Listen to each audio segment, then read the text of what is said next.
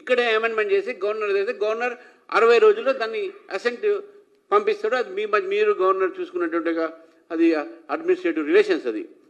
కానీ మొన్నటి వరకు బీజేపీ అడ్డుపడుతుంది. బీజేపీ ఎక్కడ అడ్డుపడ్డదంటే కేంద్ర ప్రభుత్వం అడ్డం ఎక్కడ పెట్టిందండి?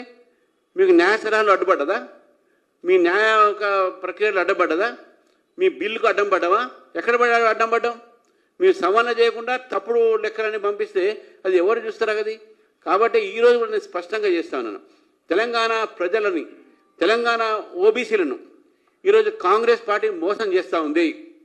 ఈ యొక్క కామారెడ్డి డిక్లరేషను వీళ్ళు చేసినటువంటి వాగ్దానము వీళ్ళు ప్రజలకు వాళ్ళు చూపెట్టాలి, వాళ్ళ ప్రజలకు వాళ్ళు అమలుపరచాలని చెప్పేసి వాళ్ళందరూ కోరుతున్న సమయంలో మీరు మా మీద రాలేయడము, మా మీద నెప్పమేయడం అనేది ఇది పొరపాటు. మీకు చేతగాతో చెప్పండి, మీ చేత కాబట్టి చెప్పండి. మీరు 42% భారతీయ జనతా పార్టీ ప్రభుత్వం వచ్చి మీ ఇస్తాం. మీరు ఎట్లా మీరు ఈ రకంగా మీరు చేయలేని పని మా మీద దోస్తే ఎట్లా? You have failed in your duties.